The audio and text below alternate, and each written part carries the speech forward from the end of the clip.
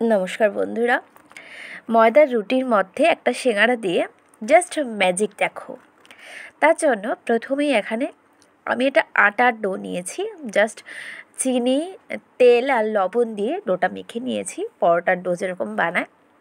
একটু পাতলা করে বেলে নিয়েছি। এবার একটা সিঙ্গারা নিয়েছি। তো তোমরা চাইলে এখানে 2টার মতো সিঙ্গারা ব্যবহার করতে পারো। আমি একটার মতো সিঙ্গারা দিচ্ছি। এবার বেলুন দিয়ে একটু সিঙ্গারাটাকে ভেঙে দিচ্ছি।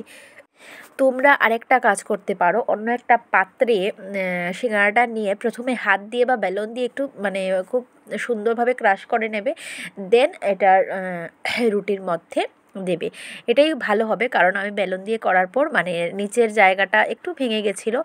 তো তোমরা অবশ্যই অন্য একটা পাত্রে, আমি একটু তাড়াহুড়া করছিলাম, তার জন্য আমি আর পাত্র ভরাইনি, আমি ওই রুটির মধ্যেই দিয়ে দিয়েছিলাম। এবার এটাকে আমি স্কোয়ার শেপ বানাবো। তোমরা চাইলে নর্মাল পরোটা গোল বানাতেও পারো বা 3 কোনা যে ওইটাও বানাতে পারো। তো আমার না স্কোয়ার পরোটা ভীষণ ভালো লাগছে, এত দেখতে এত ভালো হয় এটা। আর এই দেখো, ভালোভাবে স্কোয়ার করে এটাকে খুব সাবধানে কিন্তু বেলতে হবে। এটাকে তুমি যদি নর্মাল পরোটার মতো বেলে নাও তাহলে কিন্তু এটা ফেটে যাবে। এটাকে একদম হালকাভাবে আর একদম পাতলা করা যাবে না, জাস্ট মিডিয়ামভাবে।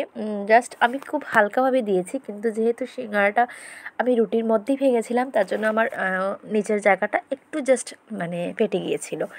আর তোমরা যদি নর্মালি অন্য একটা পাত্রে ক্রাশ করে সিঙ্গারাটাকে দেন স্টাফিং হিসাবে ব্যবহার করো, এটাই বেস্ট হবে আমার মনে হয়। তারপরে দেখো স্কোয়ার শেপটা দিয়ে দিচ্ছি খুব ভালোভাবে।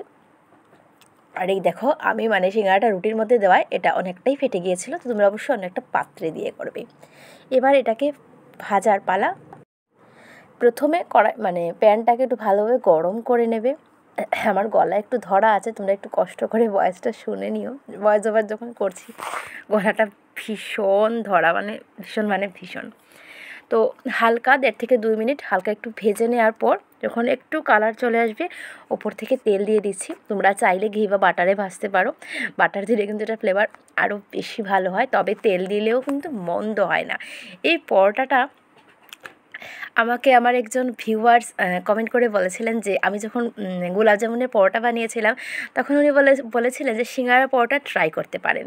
তো ওনার রিকোয়েস্টে আমি সিঙ্গারা পরোটা বানালাম। অবশ্যই তোমরা একবার বাড়িতে ট্রাই করবে, এটা অন্য পরোটার থেকে অনেকটাই আলাদা। তো দেখো কালার চলে এসেছে, আর উপরটা একটু ক্রিস্পি করে ভাজবে। আর এটা একদম অন্য রকম, এটা টেস্ট তোমরা যদি বানাও না খাও তাহলে বুঝতে পারবে না। আমি হয়তো মুখে বলে বোঝাতে পারবো না। আর দেখো খুব সুন্দর উপরটা ক্রিস্পি হয়ে গেছে। এবার এটাকে নামিয়ে নেব। এটা চা বলো বা সস বলো, যে কোনো কিছুর সাথে খেতে পারবে। টমেটো সস বা মায়োনিজ এরকম কিছুর সাথে খেতে পারবে। বেশ অন্যরকম একটা পরোটা। যদি অন্যরকম পরোটা খেতে ট্রাই করতে চাও তাহলে অবশ্যই সিঙ্গারার পরোটাটা ট্রাই করবে। আর এই ধরনের ইউনিক ভিডিও দেখার জন্য আমার চ্যানেলটা সাবস্ক্রাইব করবে। আর পেজ থেকে দেখে থাকলে অবশ্যই পেজটাকে ফলো করে দিও, লাইক কমেন্ট করতে ভুলো না। আর হ্যাঁ বন্ধুরা, প্রিয়জনদের মধ্যে একটু সিঙ্গারার পরোটাটাকে শেয়ার করে দিও। সবাই ভালো থেকো, সুস্থ থেকো। আবার দেখা হবে এই ধরনের ইউনিক মজার রেসিপির সাথে। আর জাস্ট ভেতরটা জাস্ট দেখো, লুক এত ভালো হয়েছে, লেয়ারগুলো জাস্ট বোঝা যাচ্ছে। ওকে, টাটা।